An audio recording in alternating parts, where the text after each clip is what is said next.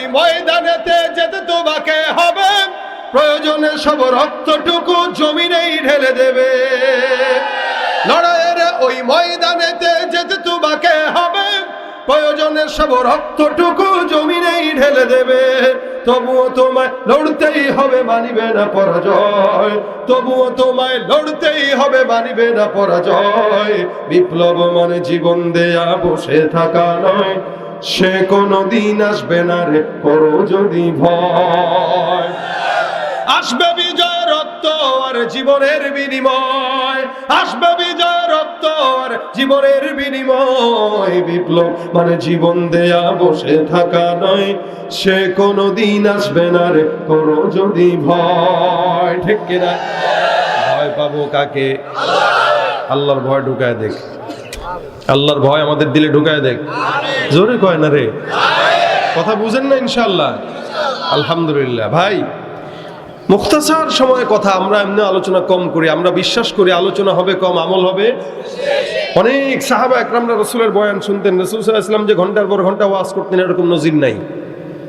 নবী করিম সাল্লাল্লাহু আলাইহি ওয়াসাল্লাম বয়ান করতেন অল্প, সাহাবারা ঘন্টার পর ঘন্টা রাসূলের বয়ান শোনার জন্য অপেক্ষায় থাকতেন। মসজিদে নববীর ভিতরে এসে অপেক্ষা করতেন। রাসূল সাল্লাল্লাহু আলাইহি ওয়াসাল্লাম পর্দাটা সরায় দেখতেন যে জনগণ আসছে কিনা। আসছে তো রাসূল বের হইতেন, বের হয়ে বলতেন ইত্তাকিল মাহারিমা তাকুনা আবাদান নাস। কখনো বলতেন আখলিস দীনাকা ইয়াকফিকাল আমালুল কলিল। কখনো বলতেন মিফতাহুল জান্নাতিস সালাহ। কখনো বলতেন খায়রুকুম মান তাআল্লামাল কুরআন ওয়া আল্লামা।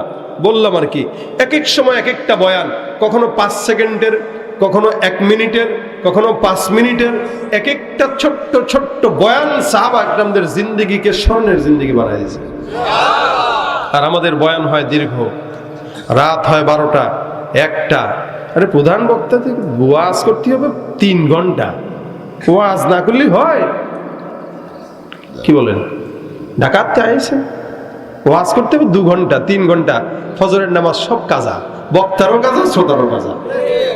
কি বলেন? মাহফিল কি করি, ওয়াজ করি, শুনি নামাজ ধরার জন্য না ছাড়ার জন্য? আর আপনি যদি চিন্তা করেন আরে রাত 12টা পর্যন্ত ওয়াজ শোনার পরে যদি ফজর পড়তে হতো, ওয়াজ শুনবো কি? কি বলেন? কথা বুঝে না এরা। আসলে নামাজ ধরার জন্য ওয়াজ না ছাড়ার জন্য? যদি ওয়াজ, যেই ওয়াজের মাধ্যমে নামাজ ছাড়া লাগে ওইটা ওয়াজ না, ওইটা আওয়াজ। আমরা আওয়াজ চাই না ওয়াজ চাই। ইন্নাল্লাহা নি'ম্মা ইয়াইযুকুম বি।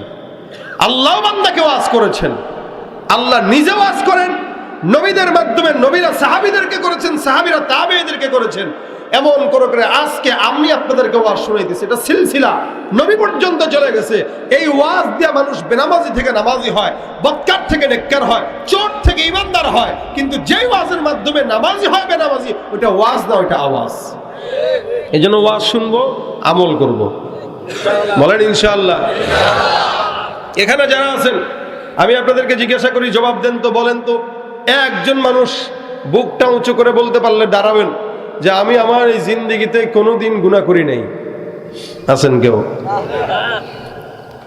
আমাদের আজকের এই মাহফিলের পীর সাহেব নেসার আহমদ সাহেব, উনিও এসে কি বলতে পারবেন এটা? কথা বুঝেন নাই? আপনারা কেউ পারবেন এটা? যত বড় পীর আসুক পারবে এটা? কারো সাহসও নাই। কিন্তু আফসোস লাগলো, সেদিন একটা ভিডিওতে দেখলাম আব্দুল লতিফ সিদ্দিকী নামে একজন আল্লাহওয়ালা আছেন আমাদের দেশে। উনি এই আল্লাহওয়ালা বলতেছেন, এই আল্লাহওয়ালা এভাবে বলতেছেন, আমি আব্দুল লতিফ সিদ্দিকী জীবনে গুনাহ করি নাই। নাউজুবিল্লাহ কয় না? এই কথা বলাই তো তার গুনাহের আলামত। সে বলতে আমি আব্দুল লতিফ সিদ্দিকী গুনাহ করি নাই, আমি আল্লাহর শুকরিয়া আদায় করি যে আল্লাহ আমাকে নিয়ামত দিয়েছে, কিন্তু আল্লাহর কাছে আমি ক্ষমা প্রার্থী না, কারণ আমি গুনাহই করি নাই, ক্ষমা কেন চাবো? আস্তে কর, নাউজুবিল্লাহ, আস্তে কর।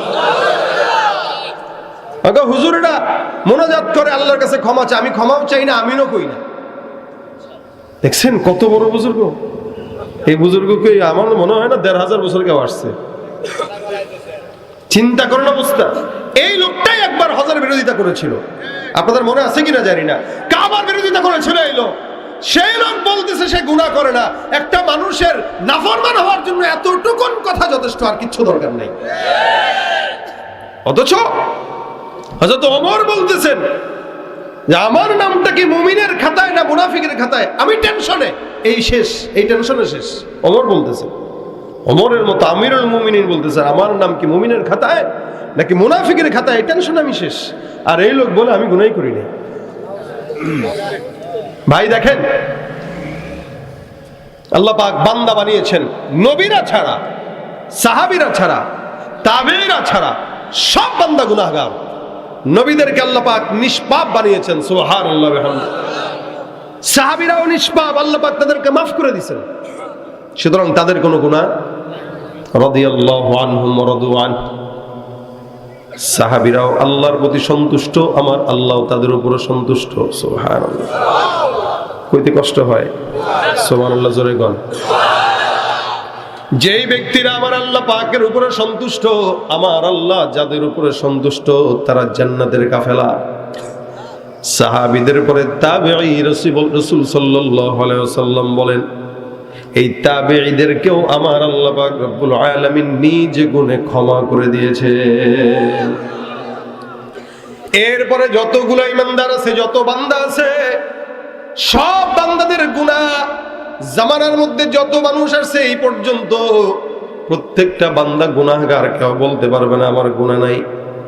কম আর বেশ সমাজের পরিস্থিতি আর লোকের উপরে ভিত্তি করে বান্দা গুনাহ হয়।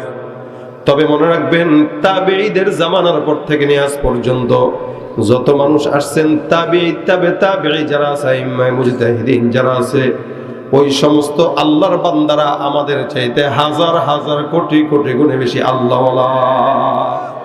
তাদের গুনাহ নাই বললেই চলে, কারণ তারা দুনিয়ার ফিতনা দেখেই নাই আমরা যেটা দেখতেছি। 2024 সালের ফিতনা বেশি নাকি 2000 সালের ফিতনা বেশি? হ্যাঁ, 24-এর ফিতনা বেশি। 2024-এর ফিতনা বেশি নাকি 90 সালের ফিতনা বেশি? বলো অবশ্যই 24-এর ফিতনা বেশি। আবার 2000 সালের ফিতনা বেশি নাকি 80 সালের ফিতনা বেশি? অবশ্যই 2000 সালের ফিতনা বেশি। আমার আল্লাহ পাক ডাক দেয়া বলেন, ওয়াস-সাবিকুন আস-সাবিকুন ওয়াস-সাবিকুন আস-সাবিকুন উলাইকাল মুকাররাবুন ফি জান্নাতিন নাঈম সুল্লাতুম মিনাল আউওয়ালিন ওয়া কলিলুম মিনাল আখিরিন। আমার আল্লাহ পাক রব্বুল আলামিন বলেন, জামানা যত অতীতে মানুষ তত আল্লাহর নিকটে, সুবহানাল্লাহ। জামানা যত রাসূলের নিকটে মানুষ তত জান্নাতের নিকটে। জামানা যত রাসূলের নিকটে মানুষ তত আল্লাহর নিকটে। জামানা যত রাসূল থেকে দূরে মানুষ তত জান্নাত জাহান্নামের নিকটে। জামানা যত রাসূল থেকে দূরে মানুষ তত ফিতনার নিকটে। এ মুসলমান, খুব বুঝবেন কথাটা। রাসূল সাল্লাল্লাহু আলাইহি ওয়াসাল্লাম বিদায় হয়ে গেছে ১৫০০ বছর প্রায়।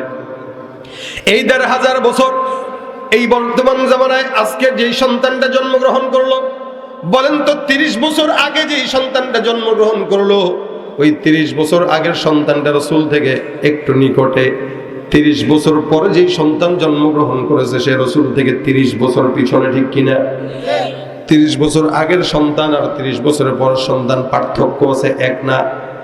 আজকের সন্তানটা আগামীকালের সন্তানের চেয়ে একদিন হলেও পয়গম্বরের নিকটে, আবার কালকের সন্তানটা তার পরের দিনের সন্তান থেকে একদিন হলেও নবীর নিকটে। আমার আল্লাহ ডাক দেয়া বলেন, যেই বান্দা যত পয়গম্বরের নিকটে, ওই বান্দা আল্লাহর তত নিকটে। এ ভাইরা আমার, এই কারণে অতীতে যায় দিন ভালো আসে দিন খারাপ, গ্রামের একটা প্রবাদ আছে না, যায় দিন ভালো আসে দিন খারাপ। যদিও আমাদের দেশে কিছু ইমানদার মুসলমান আছে যারা আকাবিরদেরকে গালি দেয়, আল্লাহওয়ালা বুজুর্গানে দিনদেরকে গালি দেয়। এরা বলে ইসলাম নাকি বুজুর্গানে দিনরা বোঝে নাই। মনে রাখবেন, আমাদের আগে যারা দুনিয়ার জমিন থেকে বিদায় হয়েছে তারা আপনার কথা অনুযায়ী ইসলাম যদিও কম বুঝছে, কিন্তু জান্নাত ঠিকই বুঝে গেছে। আর আমরা পড়ালেখা অনেক জানি, যারা যত পড়ালেখা বাড়তেছে তত জাহান্নামের দিকে মানুষ যাইতেছে আর অমানুষ হইতেছে। আগের কালের মানুষগুলো ছিল স্বর্ণের মানুষ, মানুষের ভিতরে শিক্ষা ছিল কম, আধুনিকতাও ছিল কম, কিন্তু এদের দিলের ভিতরে ছিল মালিকের ভয়। প্রত্যেকটা বান্দা নামাজের সময় বলাও লাগতো না, আজানের সময় দৌড় দিয়ে মসজিদে যাইতো, নামাজ জামাতের সঙ্গে পড়তো। এই মুসলমান, যদি আগের কালের মহিলাদের দিকে আপনি নজর দেন, দেখবেন আপনার মা খালারা পরপুরুষ যখন রাস্তায় দেখতো, পরপুরুষ দেখার সঙ্গে সঙ্গে দৌড় দিয়া পুকুর পাড়ে চলে যেত। পরপুরুষ নজরে পড়লে কি বলে বিল্ডিং এর চিপার মধ্যে যায় লুকাইতো, গাছের আড়ালে যায় লুকাইতো, এমনকি ঘন্টাটা একদম বুক পর্যন্ত নামায় দিত। আর বর্তমান সময়ের মা বোনরা রাস্তায় যখন হাঁটে, কিছু কিছু তো আছে ওড়না বুকে থাকলে সেটারে আবার সরায়া তারপরে শরীর দেখা দেয়। এটা হলো আধুনিকতার ছোঁয়া। জামানা যত আধুনিকতায় যাবে, মানুষ তত জাহান্নামের দিকে আগাবে। এ মুসলমান নবীর উম্মত, আপনার আমার কথা চিন্তা করেন। আজ থেকে 30 বছর, 20 বছর, 40 বছর আগের দুনিয়ার হালত ছিল এরকম। আমাদের মা খালারা সকালবেলা তেলাওয়াত না করে কোনোদিন ঘরের কোনো কাজ ধরতো না। সকালবেলা সূরা ইয়াসিন তেলাওয়াত করতো, বিকালবেলা সূরা ওয়াকিয়া তেলাওয়াত করতো, আবার রাত্রিবেলা ঘুমানোর আগে সূরা মুলক তেলাওয়াত করে ঘুমাইতো। প্রত্যেকদিন কম বেশি 3 বার তেলাওয়াত তারা করতো। আর আমাদের বর্তমান সময়ে কোরআন ঘরের মধ্যে থাকে, টিভিটা ঢাকার কাপড় পাওয়া যায়, লেকিন কোরআনের মধ্যে ধুলাবালি জমে, পরিষ্কার করার লোক পাওয়া যায় না। আমার মা বোনেরা তেলাওয়াত করতো আগে 3 বার 4 বার। এমনকি আমি আমার ছোটবেলার থেকে আমি আমার মা বাবাকে দেখতাম। আমার বুঝ হওয়ার পর থেকে আমার যতটুকু মনে পড়ে, আমার ঘুম যখন ভাঙতো ছোটবেলায়, আমি আমার বাবার কোরআন তেলাওয়াতের আওয়াজ আমার ঘুম ভাঙতো, আমার মায়ের জিকিরের আওয়াজ আমার ঘুম ভাঙতো। ঘুম থেকে উঠে মায়ের কোলের মধ্যে যায় মাথাটা দিয়া শুইতাম। মা সুন্দর করে মাথায় হাত বুলাইতো আর পড়তো সুবহানাল্লাহ, আলহামদুলিল্লাহ, লা ইলাহা ইল্লাল্লাহ। ঠিক না? আমরা আমাদের মায়ের কোলের মধ্যে মাথা দিলে সুবহানাল্লাহর জিকির পাইতাম। আমরা আমাদের বাবার কাছে ঘুমাইলে তেলাওয়াতের আওয়াজে ঘুম ভাঙতো। আমরা আমাদের ছোটবেলায় ঘুম ভাঙতো আমাদের মা বাবার কোরআন তেলাওয়াতের জিকিরের আওয়াজে। আর বর্তমান সময়ের বাচ্চাদের ঘুম ভাঙে মা বাবার মোবাইল, ফেসবুক আর ইউটিউবের আওয়াজে। এটাই হলো জামানার পার্থক্য। এই কারণে জামানা যত সামনের দিকে যায়, মানুষ তত জাহান্নামী। জামানা যত পিছনে, মানুষ তত জান্নাতি। আল্লাহ পাক রব্বুল আলামিন বলে, বান্দা টেনশনের কারণ নাই। জামানা ফিতনার দিকে যাবে, ফিতনার দিকে আগাবে, কিন্তু টেনশন নিবা না, গুনাহ তো বান্দা করবে। বান্দার গুনাহ নাই এটা বলা যায় না, তবে বান্দা গুনাহ করে। বান্দা যদি গুনাহ না করতো, নতুন কোন জাতিকে আল্লাহ পাক রব্বুল আলামিন বানাইতেন। বান্দা গুনাহ করবে, আবার নেকের কাজ করবে। একদিকে গুনাহ করবে, আর একদিকে বলবে আস্তাগফিরুল্লাহ। সকালবেলা গুনাহ হবে, বিকেলবেলা বলবে আল্লাহ মাফ করে দাও। বিকেলবেলা গুনাহ করবে, সকালবেলা বলবে আল্লাহ মাফ করে দাও। এটাই হলো বান্দার শান। যত বেশি গুনাহই হোক না কেন, আমার আল্লাহ বলে, বান্দা এই গুনার বোঝা মাথায় নিয়ে একবারের জন্য কেউ যদি ইস্তেগফার করো, আমি আল্লাহ সব গুনাহের ভুল আমি আল্লাহ ভুলে মাফ করে দিব। বান্দার গুনাহ হওয়াটা দোষের না, গুনাহের উপরে অটল থাকাটা দোষের। গুনাহ আমিও করি, আপনারাও করেন। গুনাহ প্রত্যেকটা বান্দার হয়। আর শয়তান যে ব্যক্তি নেক কাজ করে তার কাছেই যায়। দেখবেন মাদ্রাসার ছোট ছোট বাচ্চারা বেশি দুষ্টামি করে, শয়তান তার কাছে বেশি যায়। কেন? ওর ভিতরে মাল আছে। যেই ঘরের সম্পদ থাকে ওই ঘরেই চোর যায়। কি বলেন? বুঝেন না এই কথা? ঘরের ভিতরে সম্পদ আছে, ঘরের ভিতরে স্বর্ণ আছে 20 ভরি, টাকা আছে 5 কোটি। বাজারের টাকার থেকে জমায় জমায় টাকা বানাইছেন আর কি 5 কোটি। আমাদের দেশে বাজারের টাকা দিয়ে জমায়ও 5 কোটি টাকা, 3 কোটি টাকা ধরা খায়। দেখেন না আপনারা সংবাদে? গ্রামের মানুষ তো ভালোই। তাহলে এই যে ভিতরে সম্পদ আছে বলে পুলিশও যায়, চোরও যায়। ঠিক না? ঘরে সম্পদ নাই, চোর যাবে কি করতে? ঠিক তেমনি ভাবে যেই বান্দার কলবের মধ্যে ঈমানের নূর আছে, যেই বান্দার কলবের মধ্যে ঈমান আছে, সম্পদ আছে, যেই বান্দার কলবের মধ্যে কোরআন আছে, শয়তানের মতো চোর ওই বান্দার কলবের মধ্যেই ঢোকার চেষ্টা করে। আর আপনার ভিতরে মাল নাই, শয়তান কেন আপনার কাছে যাবে? আপনি নামাজ পড়েন যার কারণে শয়তান আপনার কাছে যায়। আপনি রোজা রাখেন যার কারণে শয়তান আপনার কাছে যায়। আপনি দান করেন কারণ শয়তান আপনার কাছে যায়। আর যেগুলো নামাজও পড়ে না, রোজাও রাখে না, পর্দাও করে না, খাজার দরবারে বসে থাকে, শয়তান তো ওরে দেখা কয়, দোস্ত তুই থাকতে আমার টেনশন নেই। কথা কয় না? আমি কি শয়তান? আল্লাহ ও তো আমার চেয়ে বড়টা। আমার জায়গায় তারে দিলে সে আরো দায়িত্ব ভালো পালন করতে পারত।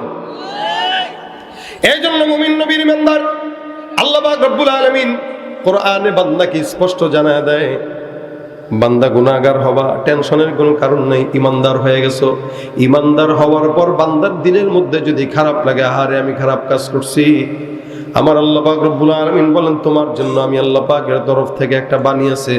আমি আল্লাহ পাক ঘোষণা করলাম, কুল ইয়া ইবাদিয়াল্লাযীনা আসরাফু আলা আনফুসিহিম লা তাকনাতু মির রাহমাতিল্লাহ। এ বান্দা, তোমরা যারা নিজেদের অন্যায় করছো অন্তরের উপরে, নফসের উপরে, আমি আল্লাহ পাক রব্বুল আলামিন ঘোষণা করলাম, তোমরা তোমাদের নফসের উপরে জুলুম করে থাকলে টেনশনের কারণ নিও না, পেরেশানি হয় না। আমি আল্লাহর রহমত থেকে নিরাশ হও না। একবারের জায়গায় 100 বার চাও, আমি আল্লাহ পুনরায় মাফ করে দিব। মাফের ঘোষণা আমার আল্লাহ পাকের তরফ থেকে আছে না নাই? কথা বল, আছে না নাই? সুতরাং টেনশনের কারণ নাই। গুনাহ একদিকে হবে, আরেকদিকে তাওবা। আমার আল্লাহ পাক রব্বুল আলামিন বান্দাকে ক্ষমা করেন, ওয়াদা করছেন। নবী করিম সাল্লাল্লাহু আলাইহি ওয়াসাল্লাম হাদিসে গল্প বলতেছেন, গল্প। আমার পয়গম্বর ডাক দিয়া কয়, হে আমার উম্মত, হে সাহাবা আজমাইনের দল, পূর্ববর্তী জামানার ঘটনা তোমাদেরকে আমি শুনাই। একজন বনি ইসরাইলের জামানার লোক এমন গুনাহগার ছিলেন, ওর মতো গুনাহগার ওই সময় কেউ ছিল না। বান্দা কি গুনাহ করছে? নবী করিম সাল্লাল্লাহু আলাইহি ওয়াসাল্লাম বলেন, ওই বান্দাটা একাধারে প্রায় 99টা খুন করেছে, হত্যা। 99টা মানুষকে হত্যা করা মানুষ সাধারণ সন্ত্রাসী না, অনেক টপ লেভেলের সন্ত্রাসী, টপ লেভেল। 99টা খুন করলো। রাসূল সাহাবী 99টা খুন করছে যেই ব্যক্তি, টপ লেভেলের সন্ত্রাসী। ওই জামানায় তার মতো সন্ত্রাসী আর কেউ নাই। 99টা খুন করার পরে মাথার মধ্যে আসছে, এতগুলা খুন করলাম, মাফ তো চাওয়া দরকার। হায়াত তো দিন যত যায় কবরের দিকে মানুষ আগায়। এ মুসলমান মুরব্বী মানুষটা বেঁচে থাকে, যুবকটা একটার পর একটা মরে যায়, ঠিক কিনা? আপনি মনে করছেন আমি জওয়ান হয়েছি, আমি মনে হয় বেঁচে যাব, আমি বাঁচবো। হায়াত মনে হয় আমার অনেক দিন আছে। আমার পাশের যে মুরব্বীটা মনে হয় দুনিয়াতে বেশি দিন বাঁচবে না, আমি মনে হয় তার চাইতে বেশি বাঁচবো। কিন্তু আপনার দাদাও বিছানায় কাতরায়, বাবাও বিছানায় কাতরায়, আপনি মরে গেছেন হুট কইরা। এই মুসলমান, জমিনের মধ্যে যাওয়ার কোন সিরিয়াল নাই, আসার সিরিয়াল আছে। ইহা হাম সব মুসাফির হো, ইহা হাম সব মুসাফির হো, কবর আখের ঠিকানা। ওই আগে রওয়ানা হ্যায়, কোই পিছে রওয়ানা, কোই আগে রওয়ানা হ্যায়, কোই পিছে রওয়ানা। একদিন না একদিন প্রত্যেকটা ইমানদারের যাওয়া লাগবে, কি লাগবে না? কিন্তু কোনোদিন তো এমন হয় না আগামীকাল মরণ হবে, আজকে থেকে তাওবাটা করে তারপরে মরণ হয়। এই চিন্তা কোনো ইমানদারের নাই। সবাই মনে করে আরো মনে হয় অনেক দিন বাঁচবো। হায়াতের কোনো শেষ নাই, হায়াতের কোনো সীমারেখা নাই, হায়াতের কোনো গ্যারান্টি নাই। এই জন্য প্রত্যেকটা মুহূর্ত এভাবেই মনে রাখবেন, না মনে হয় আগামীকাল আমার মরণ আসবে। আগামীকাল মরণ যদি আসে, আপনি কিভাবে দুনিয়াতে চলবেন ওই টেনশন নিয়েই কিন্তু আপনার চলা উচিত। এই টেনশন কোন ইমানদার যদি তার অন্তরের মধ্যে রাখে চলে, ইনশাআল্লাহ ওই বান্দা কোনোদিন গুনাহ করতে পারবে না। নবী ডাক দিয়া বলতেছেন, 199টা খুন করছে বান্দা। এবার তার দিমাগের মধ্যে আসলো, আল্লাহ এতগুলা হত্যা করলাম, মালিক তুমি আমাকে মাফ করে দিও। একজন আবেদের কাছে যায়। আবেদ মানে ইবাদতকারী, আলেম না, ইবাদতকারী। আলেম এক জিনিস, আবেদ আরেক জিনিস। আবেদ শুধুমাত্র ইবাদত করে। এমন একজন ইবাদতকারীর কাছে যায়, ডাক দিয়া বলতেছেন, হুজুর অনেক অন্যায় করছি, ভুল করছি, খুন করছি 99টা। আল্লাহর কাছে একটু কন তো, আপনার কাছে জিগাই, আল্লাহ কি আমারে মাফ করবে কিনা? আবেদের মেজাজ গরম হয়ে গেছে। কয়টা খুন করছেন? 99টা। কয় কি 99টা খুন করছেন আপনি? বলে হ্যাঁ। লা হাওলা ওয়ালা কুওয়াতা ইল্লা বিল্লাহ। আপনি মনে করছেন আল্লাহ আপনার এত সহজে মাফ করবে মিয়া? হ্যাঁ, আরে মিয়া ভাগেন, ধমক টমক দিয়া রে পাঠায় দিতেছে। আল্লাহর খায়া দেয় কাম নাই। আপনার মতো 99টা খুনের দিকে মানুষটা মাফ করবে? যান যান যান, এগুলো দেখাও বাপ। বেচারা সন্ত্রাসী মানুষ মেজাজ গরম হয়ে গেছে। কয় কি রে, আমি 99টা খুন করছি, একটু ভয় তো কথা বলবে আমার সাথে। ছিল ছুরি। চিন্তা করলো 99টা করছি, তোর মতো শয়তান রাখার দরকার নাই, যার কাছে মাফ নাই। ছুরিটা পেটের মধ্যে ঢুকাই দেয়া কওয়া যায়, আগে ছিল 99, এখন হয়েছে সেঞ্চুরি, এটারও মেরে দিস। কথা বুঝছেন নি? বাড়ছে না কমছে? এবার আল্লাহর কাছে ডাক দেয়া, বলে আল্লাহ 99টা ছিল, ভালো ছিল, একটা বাড়ছে, 100টা হয়ে গেছে। মালিক, এখন তো আমার মনে হয় না আমি আর মাফ পাবো। হাঁটতে হাঁটতে তাকায় দেখে আরেকজন আলেম দেখা যায়। আলেমের কাছে যায়, কয় হুজুর 99টা খুন করছিলাম, মাথার মধ্যে টেনশন আসছে মাফ পাওয়ার জন্য, একজনের কাছে গেছি আপনার মতো হুজুর, সে কয় মাফি নাকি পাবো না, মেজাজ গরম হয়ে গেছে, তারাও মেরে ফেলছি, এখন আপনার কাছে আসছি 100টা খুনের গুনাহ নিয়ে, বলেন মাফ পাবো কিনা। হুজুর কয় টেনশনের কারণ নাই, মাফ 100% নিশ্চিত। বেচারা ডাক দেয়া কয়, হুজুর আপনি কি ভয়ে কইছেন নাকি? কথা কয় না, ভয় কইছেন নাকি? ওকে কিসের ভয়? কয় যে একটারে মারছি। বেটা কিসের ভয়, ফোন করছো কয়টা? বলে 100টা। কোন ইমানদার যদি 100টা কেন 1 লক্ষটাও খুন করে আমার মাওলার কাছে মাফ চায়, বান্দার গুনাহ যেখানে শেষ, আমার মাওলার দয়া শুরু।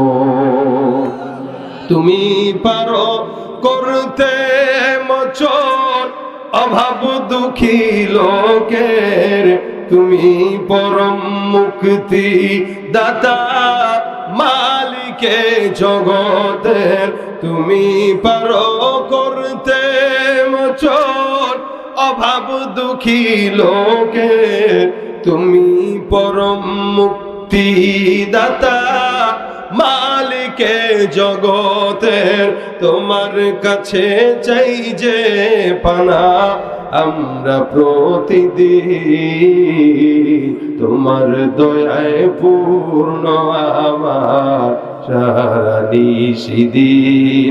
আল্লাহ তুমি দয়ার সাগর, আল্লাহ তুমি দয়ার সাগর, রহমানুর রহিম, তোমার দয়ায় পূর্ণ আমার সারা নিশিদিন। কার দয়া? আমার আল্লাহ পাক রব্বুল আলামিন বান্দাকে ক্ষমা করার জন্য ঘোষণা দেয়। আলেম ডাক দেয়া বলে, গুনাহগার 100টা হত্যা করলা, টেনশনের কারণ নাই। আমার আল্লাহ পাক রব্বুল আলামিন ঘোষণা করলেন, বান্দা লা তাকনাতু মির রাহমাতিল্লাহ।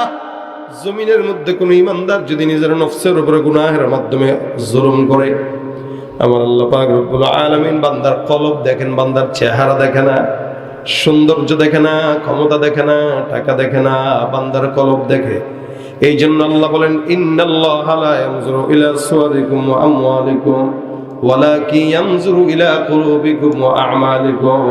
বান্দা আল্লাহ পাক ডাক দিয়া বলেন, নিশ্চয়ই আল্লাহ বান্দার চেহারা দেখে না, সম্পদ দেখে না, ক্ষমতাও দেখে না, আমার আল্লাহ তাকায় দেখে কোন ইমানদারের অন্তর কতটুকু পরিচ্ছন্ন। সুবহানাল্লাহ। এই বান্দাটা পরিচ্ছন্ন দিল দিয়ে আমার মাওলার কাছে চায়, আমার আল্লাহ পাক রব্বুল আলামিন মাফ কেন করবে না? আলেমটা ডাক দিয়া বলে, যুবক ভাই 100টা খুনের অন্যায় নিয়ে গুনাহ নিয়ে যাও, ওই এলাকার মধ্যে অনেক বড় একজন আল্লাহওয়ালা বুজুর্গ আছে অথবা নবী আছে, তার কাছে যা তওবা করে মাফ চাও, আমার আল্লাহ পাক রব্বুল আলামিন তোমাকেও মাফ করে দিবে। সুবহানাল্লাহ। খুন করছে কয়টা? আসেননি কেমন 100টা খুন করছেন? 100টা খুনের অধিকারী তাও কোন উম্মত? বলে বনি ইসরাইল। অন্য সব নবীদের উম্মতদের আগে উম্মতে মুহাম্মদীরা জান্নাতে যাবে। নবী বলেন, আমার উম্মতদের পাওয়ার এত, সব নবীর উম্মতরা পিছে পিছে, আমার উম্মতরা আগে আগে জান্নাতের দরজার সামনে দাঁড়ায় থাকবে, দরজা খুলবে, আমার উম্মতরা ঢুকবে। সব নবীর উম্মতরা তখন ঢুকবে যখন আমার নবীর উম্মতরা, আমার উম্মতরা আদনা থেকে আদনা উম্মতরা জান্নাতে যাওয়া শেষ হবে। তার মানে ভালো জায়গাগুলো আল্লাহ আমাদেরকে দিয়া, বাহিরের বারান্দাগুলো নবীর উম্মতদেরকে দিবে। সুবহানাল্লাহ। কত সম্মান আল্লাহ পাক আমাদেরকে দিয়েছে, বুঝেননি? কথা বুঝেন? কত সম্মান আল্লাহ পাক দিয়েছে। সেখানে বনি ইসরাইলের জামানার লোক 100 খুন করছে, এ লোক বলে ভাই মাফ 100% শিওর। এবার লোকটা যায়, উদাহরণস্বরূপ মনে করেন বাসা এখানে আপনাদের এলাকায়, বিকয়া না বাসা এখানে। আপনি ঢাকায় যাবেন, ঢাকায় যায় আল্লাহওয়ালার কাছে হাত দিয়া তওবা করবেন। তওবার দরজা কোন জায়গায়? বলে ঢাকায়। বেচারা গোসল টোসল করে রওনা দিয়েছে, মাত্র রওনা দিছে আতর টাতর লাগায় সুগন্ধি লাগায় আল্লাহর কাছে তওবা করবে, মাফ চায়, ভালো হয়ে যাবে, নিয়ত করছে। নবী বলেন কেউ যদি একটা নেকের নিয়ত করে কিন্তু নেকটা করতে পারে নাই, বুঝবেন কেউ যদি একটা কি করে নেকের নিয়ত করে, নেক করে নাই, নিয়ত করছে কিন্তু নেকটা করতে পারে, ফালাম ইয়ামাল, আল্লাহ নবী বলেন সে ওই নেকের কাজটা করতে পারে নাই। রাসূল বলেন কাতাবাল্লাহু লাহু হাসানাতান কামিলা, আমার আল্লাহ তার আমলনামার খাতায় পরিপূর্ণ নেকের সওয়াব লিখে দিবে। তাহলে নিয়ত করছেন তওবা করবে। রওনাও দিছে বাসার থেকে, এখান থেকে মাত্র পাংশা পর্যন্ত গেছে অথবা রাজবাড়ী পর্যন্ত গেল, বাকি রাস্তা অনেক, ঢাকা পর্যন্ত যাওয়া লাগবে, রাস্তা মাত্র অল্প, গেছে মাত্র 20 কিলো, আরো বাকি 80 কিলো। এই বান্দাটার রাস্তা 20 কিলো যাওয়ার পরে আল্লাহ কয় আজরাইল এই বান্দার হায়াত শেষ, বান্দার জানটা কবজ করে আমার কাছে নিয়ে আস। হায় হায়, বান্দার হায়াত শেষ হয়ে গেল, বান্দার ইন্তেকাল, কবরে চলে গেছে, লাশ নিয়া, রূহ নিয়া, শরীর নিয়া দুই দলের মধ্যে দ্বন্দ্ব লেগে গেছে। জান্নাতের ফেরেশতা কয় নিঃসন্দেহে এটা জান্নাতি, জাহান্নামের ফেরেশতা কয় নিঃসন্দেহে জাহান্নামী। কেন? বলে 100টা খুন করার পর বান্দা কেমনে জান্নাতে যায় দেখে ছাড়বো, আর জান্নাতের ফেরেশতারা কয় বান্দা তওবার নিয়ত করার পরে কেমনে জাহান্নামে যায় দেখে ছাড়বো। সুবহানাল্লাহ। আপনারা কি খুব বুঝতেছেন কথা? ইনশাআল্লাহ।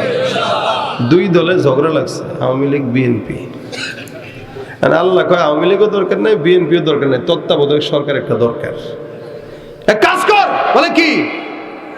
এই বান্দাটা বাসার থেকে তওবা পর্যন্ত রওনা দিছে, রাস্তা বেশি না কম এটা মাপ, তবে তুইও না কে মাঝখানের এক দল থাকবে যে দলের রাস্তা মাপবে। বান্দার রাস্তা যদি তওবা পর্যন্ত বেশি হয় বান্দা জান্নাতি, রাস্তা যদি কম হয় জাহান্নামী। আসলে এই রাস্তা ছিল কম, মাত্র গেছে 20 কিলো, বাকি আছে 80 কিলো।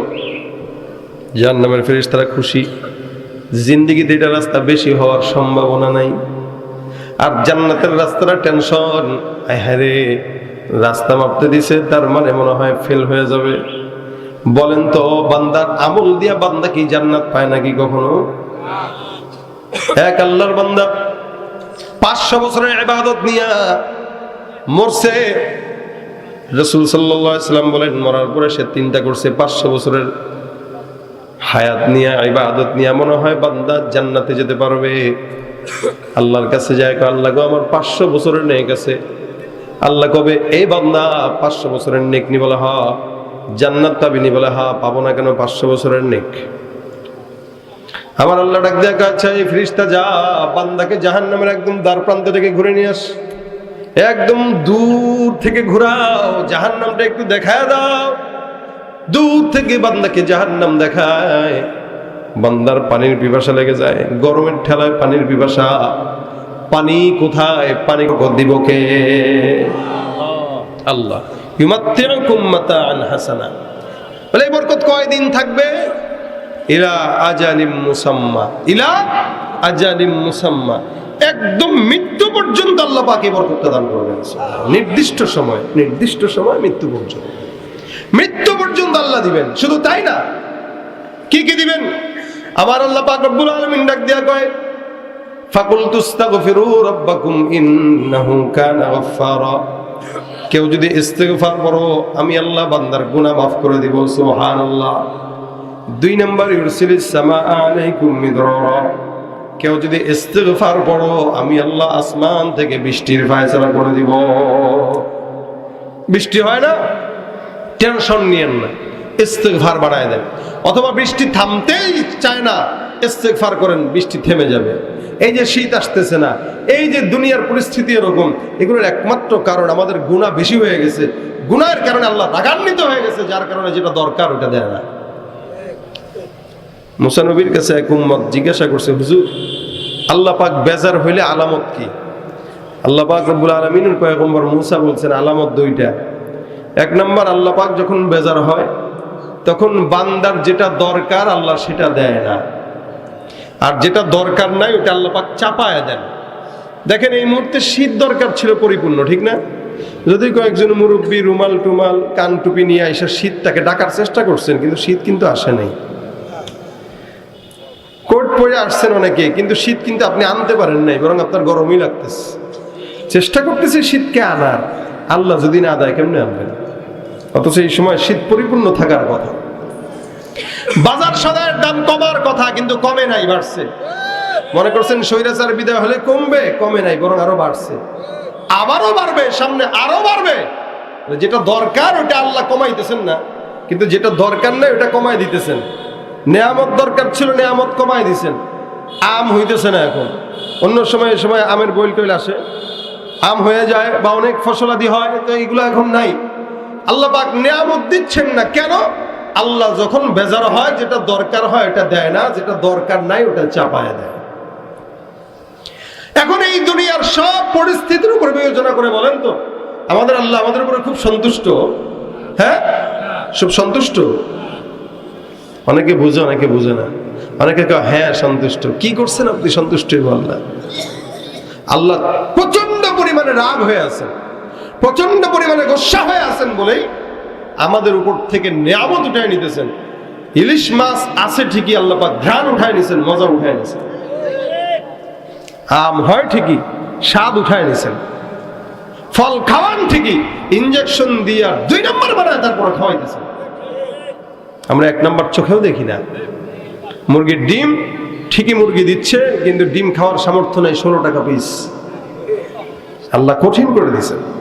এটা আমাদের হাতের বিমা কাসাবাত আইদিকুম, আমরা যা হাতের কামাই করতেছি তা। আমাদের গুনার বোঝা বাড়তেছে, গুনার বোঝা কমতেছে না। দিন যত যায় গুনার বোঝা বাড়ে, কমানোর ফিকির আমাদের নাই। এই জন্য বয়স যার যত বেশি তার গুনাহের ফিরিস্তিও তত লম্বা, রিসিট লম্বা। ওখান থেকে ওই গুনাহ, ওখান থেকে এই গুনাহ, ওখান থেকে ওই গুনাহ। আবার কখনো কখনো এই গুনাহটা কাটা একটা আস্তাগফিরুল্লাহর মাধ্যমে। আমাদের ভাউচার থাকে না, ভাউচারে এটা খরচ, এটা জমা, এটা খরচ, এটা জমা। গুনাতেও এটা গুনাহ, এটা কাটা থাকে। তো বান্দার গুনাহের ফিরিস্তি থাকে বিশাল বড়, ইস্তেগফারের ফিরিস্তি থাকে এতটুকু। তা আল্লাহ পাক বেজার হবে না তো হবে কি? একদিকে গুনাহ করেন, আরেকদিকে ইস্তেগফার করেন। এটা হইলো তো কেটে দেন, আবার হইলো তো আরেকটা দিয়ে কেটে দেন, আরেকদিন আরেকটা হইলো তো কেটে দেন। না কেটে করতে থাকা এটা নিমক হারাম আর বেঈমানের আলামত। কন্টিনিউ গুনাহ করতে থাকা বেঈমানের আলামত। গুনাহ আমারও হয়। আমাদের গুনাহ যদি আপনারা জানতেন আমাদের ওয়াজ শুনতেন না। আবার স্বামীর গুনাহ যদি বিবি জানতো, তার স্বামী বিবির সামনে দাঁড়াইতে পারতো না। বিবি মোবাইলে কার সাথে গোপনে গোপনে চ্যাটিং করে, এটা যদি স্বামী জানতো তাহলে চড়ায়া দাঁত ফালাই দিত, কিন্তু জানে না। প্রত্যেকটা মানুষের গুনাহ যদি মানুষ জানতো, আমরা কেউ সামনাসামনি কারো হইতে পারতাম না। কিন্তু এটাও আল্লাহ পাকের দয়া, তোরা 1000 কোটি গুনাহ করার পরেও আমি গোপন রাখবো। অথচ অন্য সব নবীদের বেলায় আল্লাহ পাক এগুলো গোপন রাখতেন না, প্রকাশ করে দিতেন। কে কখন গুনাহ করছে, কে কোথায় গুনাহ করছে, কিভাবে করছে, সব দেখা যেত, সব বুঝতো। কিন্তু আপনার আমার বেলায় আল্লাহ পাক কত দয়া করছেন দেখেন। আল্লাহ নিজেও গুনাহ গোপন রাখছেন, শুধু তাই না বলেও দিছেন তুমিও আরেকজনের গুনাহ যদি জানো, গোপন রাখো, তাহলে কিয়ামতে তোমার সব গুনাহ আমি একদম গোপন রেখে জান্নাত দিয়ে দেব। অপরাধ গোপন থাকলে মাফ পাওয়া সহজ। আপনি দল করেন, আপনার দলের লোক আপনারা বাঁচাবে যদি আপনার গুনাহ সে জানে। আর এই গুনাহ যদি আপনি কারো সামনে না করেন, আপনি দলের লোক রাখবেন, ভাই আমি এই গুনাহটা করছি, কেউ জানে না, আপনি একা জানছেন, ভাই একটু ম্যানেজ করে নেন। লোক করবে ঠিক আছে, ভবিষ্যতে যদি আর কোনোদিন দেখি তাহলে কিন্তু আর মাফ করব না, এবারের জন্য মাফ। দেখবেন যত বড়ই গুনাহ হোক, খালি একজন জানে আর কেউ জানে না, তাহলে মাফ করতে সহজ হয়। আর ওই গুনাহ যদি আরো 5-7 জন জানে, একজন মাফ করলে আরো 2 জন এসে বলবো না না না এই গুনাহ মাফ করা যাবে না। কি ঠিক না? ভেটো দিয়ে দেয়। ঠিক তেমনই ভাবে কিয়ামতের ময়দানে কোনো বন্ধুকে সাক্ষী রেখে গুনাহ করবেন, আপনি তো আল্লাহ পাক আপনারা মাফ করে দিবে। যা এই যে যা কইব আপনি দৌড় মারবেন, আরেকটা এসে কইব আল্লাহ আমি আর ও একসাথে করছি। দেখেন জিজ্ঞেস করেন, আমি জানি তো, ও আমার নিয়ে গেছিল তো ওই যে কলেজে সিপাই, আমি সাক্ষী। আরে আমার বাসায় তেরে মাফ করলে আমি কি দোষ করছি? আল্লাহ গো, আরে তোর তো মাফ করেই দিছিলাম রে, তুই তো পেছ লাগাই দিলে আরেকজনের সাক্ষী রেখা। ওই যে গল্প করছে দোস্ত, কালকে কি করছি জানোস? বলে কি? এবার পড়াইছি পড়াইছি কারে আছে না, ওই যে এটা তো আমার ক্রাশ। ধর বেটা, তোর ক্রাশ আজীবন থাকবো, আমি কাম বানাইছি। এই যে কইছে গুনাহ বলে, আমার অহংকার করে বলে আমি এটা করছি, আমি ওইটা করছি, খুব অহংকার করে বলেন তো। আপনার বন্ধু আপনারা খাবে কিয়ামতের ময়দানে। আল্লাহ মাফ করুক, যদি গোপনে হয়েও যায় আল্লাহর কাছে বলতে পারবেন যে আল্লাহ আমি তো গোপনে করছিলাম। আল্লাহ বলবে ঠিক আছে, তুইও গোপনে করছো, তোরটাও আমি আল্লাহ গোপন রেখে দিলাম, যা, আর কেউ জানার দরকার নেই, আর কেউ জানা দরকার নেই। এই জন্য গুনাহ গোপনে করেন, কিন্তু গুনার উপর অটল থাকেন না। আজকে হয়ে গেছে, কালকে মাফ চায় না, পরের দিন হয়েছে, তার পরের দিন মাফ চান। গুনাহের বোঝা বাড়ানো এটা কোনো বুদ্ধিমানের কাজ না, কমানোটা হলো বুদ্ধিমানের কাজ। কমবে কিভাবে?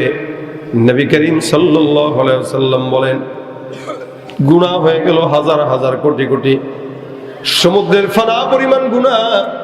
আমার পয়গম্বর বলেন, কেউ যদি সমুদ্রের ফেনা পরিমাণ গুনাহ নিয়ে বলে আস্তাগফিরুল্লাহ আস্তাগফিরুল্লাহ আস্তাগফিরুল্লাহ, রাসূল সাল্লাল্লাহু আলাইহি ওয়াসাল্লাম বলেন, একবার ইস্তেগফারের মাধ্যমে বান্দা সব গুনাহগুলো আল্লাহ পাক ক্ষমা করে দিবে। খালি একবার বলছেন, একবার বলার কারণে যদি গুনাহ মাফ হয়ে যায়, তাহলে 100 বার বললে কতবার মাফ হবে? আবার পয়গম্বর ডাক দেয়া বলেন, মাল্লাজিমাল ইস্তিগফার জাআলাল্লাহু লাহু মিন কুল্লি হাম্মিন ফারজা ওয়া মিন কুল্লি দিকিন মাখরাজা ওয়া রাযাকাহু মিন হাইসু লা ইয়াহতাসিব। মনে রাখবেন, আল্লাহর কাছে বন্ধুত্ব করবেন, আল্লাহ পাক ঠকাবে না। দুনিয়ার নেতাকে বন্ধু বানায় দেখছেন, 16-17 বছর বন্ধু বানাইছেন, বিপদে যখন পড়ছে আপনারা না নিয়েই হেলিকপ্টারে ভাগছে। আমার আল্লাহ পাক রব্বুল আলামিনকে বন্ধু বানায় নেন, বিপদে বান্দার হাত আল্লাহ পাক ছেড়ে দেয় না। আমার আল্লাহ বলেন, ইয়া রাসূল লা আতরুকু উম্মাতাকা ফারদা, আপনার যাওয়ার পর আপনার উম্মতের জন্য আপনার টেনশনের কারণ নাই। আপনার উম্মতকে আমি আল্লাহ একদম জান্নাত পর্যন্ত, বান্দার হাতটা ধইরা সুন্দর করে জান্নাত পর্যন্ত বান্দাকে নিয়ে যাব। ভাইরা আমার, আমার আল্লাহ পাক রব্বুল আলামিন কত বড় বন্ধু হয়, যার কারণে বান্দা রাত্রি বেলা দিনের বেলা 24 ঘন্টা আল্লাহর দরজা বান্দার জন্য খোলা না বন্ধ, খোলা না বন্ধ। মায়ের গর্ভ থেকে নিয়ে কবর পর্যন্ত আল্লাহ পাক রব্বুল আলামিন বান্দাকে নিয়ামত দিতেছেন। এই নিয়ামত জন্মের পরেও দিছেন, আগেও দিছেন, আবার ইন্তেকালের পরেও ইনশাআল্লাহ জান্নাতে দিবেন, ঠিক কিনা? শিশুকালে মায়ের দুধে বাঁচাও খোদা প্রাণ, মায়ের স্নেহে বেড়ে উঠি তোমার অবদান। শিশুকালে মায়ের দুধে বাঁচাও খোদা প্রাণ, মায়ের স্নেহে বেড়ে উঠি তোমার অবদান। বন্ধু হয়ে ভালোবাসা, বন্ধু হয়ে ভালোবাসা ছড়াও জগতময়, তোমার মতো প্রিয় বন্ধু যার হৃদয়ে রয়, তার কি আর থাকতে পারে, তার কি আর থাকতে পারে চিন্তা মৃত্যুর ভয়। তোমার মতো প্রিয় বন্ধু যার হৃদয়ে রয়, তোমার মতো প্রিয় বন্ধু যার হৃদয়ে রয়। বন্ধুকে আমার আল্লাহ মায়ের গর্ভ থেকে বাচ্চাকে এত চমৎকার নিয়ামত দিয়া দিয়া বাচ্চাকে বড় করে। এ মুসলমান নবীর উম্মত, আল্লাহ পাক রব্বুল আলামিন বলে, বান্দা এরপরে আমি আল্লাহ পাক রব্বুল আলামিন তোরে বড় করলাম, নিয়ামত দিলাম, তোরে বানাইলাম শুধুমাত্র আমার গোলামির জন্য, কিন্তু তুই গোলামি করিস না। দেখেন তো আপনাদের এলাকায় চাকরিজীবী যারা আছে, চাকরি করে, কোম্পানিতে চাকরি করেন, দোকানে চাকরি করেন না কেন, 30 দিনের মধ্যে 20 দিন যদি কেউ চাকরি না করে বেতন আসবে না কাটবে? কাটবে। 30 দিনের মধ্যে 10 দিন যদি কেউ চাকরি না করে 10 দিনের বেতন কাটা, বাকি 20 দিনের বেতন রেডি। এ মুসলমান, দুনিয়ার জমিনে সরকারিও চাকরি যদি কেউ করে এরকম নিজাম। দুনিয়ার জমিনে সবচাইতে সরকারি চাকরিজীবীদের পাওয়ার বেশি, কিন্তু এখানে আমরা যারা মুমিন আছি, আমরা ইমানদাররা, আমরাও তো চাকরি করি। আল্লাহ ঠিক কিনা বলেন? আমার আল্লাহ বলেন, মা খালাকুতুল জিন্না ওয়াল ইনসা ইল্লা লিয়াবুদুন। আমি আল্লাহ পাক ইনসান আর জিন্নাতকে আমার ইবাদতের জন্য পাঠাইলাম। এই ইবাদতটার জন্য আল্লাহ পাক রব্বুল আলামিন পাঠাইলেন। তার মানে গোলামিটা হলো আল্লাহর চাকরি। আমরা সরকারি চাকরিজীবী, আর আমাদের সরকার হলো আমার আল্লাহ। ঠিক কিনা? সবচেয়ে বড় সরকার আল্লাহ। আমার মাওলা যদি চাইতেন, বান্দা গুনাহ করছস, চাকরি ঠিক মতো করস না, তোর চাকরি কি নামাজ পড়া, তোর চাকরি কি রোজা রাখা, তোর চাকরি কি ইমানদার হওয়া, তোর চাকরি কি সুদ না খাওয়া, তোর চাকরি কি ঘুষ থেকে বেরোতে থাকা? বলেন তো, এই সমাজে অসংখ্য ইমানদার নামাজি কারামি আছে যারা সুদও খায়, নামাজও পড়ে? অসংখ্য আছে, শুধু আছে না। এত বড় বড় দাড়ি, দেখলে মনে হবে জান্নাত থেকে এই মাত্র আসছে, এই মাত্র আসছে। এই লোকটা সুদের টাকা, হাজী সাহেব কেমনে চলেন? আলহামদুলিল্লাহ, আল্লাহ চালায়। চাকরি করার পরে 50 লাখ টাকা পাইছিলাম, ব্যাংকে রাখি, মাসে মাসে যা আসে আলহামদুলিল্লাহ আল্লাহ চালায় দেয়। ব্যাংকের সুদের টাকা আসতেছে আর কয় আল্লাহ চালায়। নাউজুবিল্লাহ মিন যালিক। কেউ সুদ খাইলো, সারা জিন্দেগির ইবাদত নষ্ট হয়ে গেল। কিন্তু হাজী সাহেব, আমার আল্লাহ পাক রব্বুল আলামিন বলেন, বান্দা এই যে আমি আল্লাহ বললাম সুদ খাবা না, জিনা করবা না, ব্যভিচার করবা না, কারো উপর অত্যাচার করবা না, এগুলো আমার চাকরি। তুমি মুসলমান দাবি করো, নামাজ পড়ো না, মুসলমান দাবি করো, সুন্নত মারো না, মুসলমান দাবি করো, সুদ খাও, মুসলমান দাবি করো, ঘুষ খাও।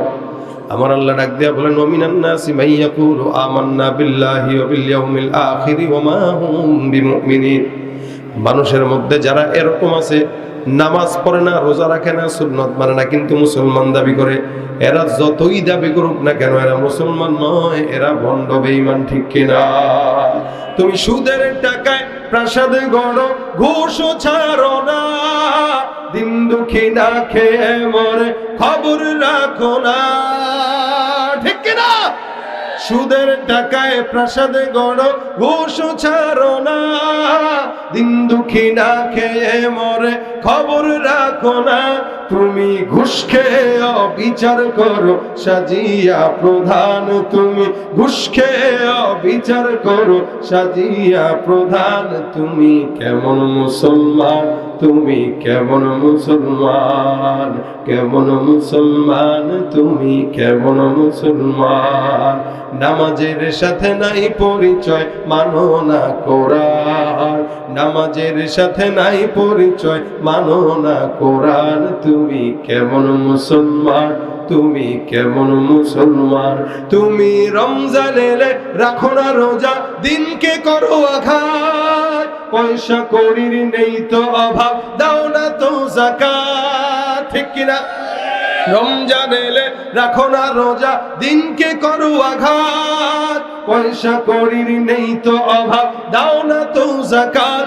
তুমি ইমানদারির বড়াই করো, নেই তোমার ইমান, তুমি ইমানদারির বড়াই করো, নেই তোমার ইমান। তুমি কেমন মুসলমান, তুমি কেমন মুসলমান। নামাজের সাথে নাই পরিচয়, মানো না কোরআন, নামাজের সাথে নাই পরিচয়, মানো না কোরআন। তুমি কেমন মুসলমান, তুমি কেমন মুসলমান। ঠিক কিনা? নবীর উম্মত দাবি করো, সুন্নাহ মানো না, নবীর অপমানে তোমার হৃদয় কাঁদে না। তুমি নবীর উম্মত দাবি করো, সুন্নাহ মানো না, নবীর অপমানে তোমার হৃদয় কাঁদে না। তুমি বিজাতীয় সংস্কৃতিতে সপেছ পরাণ, তুমি বিজাতীয় সংস্কৃতিতে সপেছ পরাণ। তুমি কেমন মুসলমান, তুমি কেমন মুসলমান। নামাজের সাথে নাই পরিচয়, মানো না কোরআন, নামাজের সাথে নাই পরিচয়, মানো না কোরআন, তুমি কেমন মুসলমান, তুমি কেমন মুসলমান।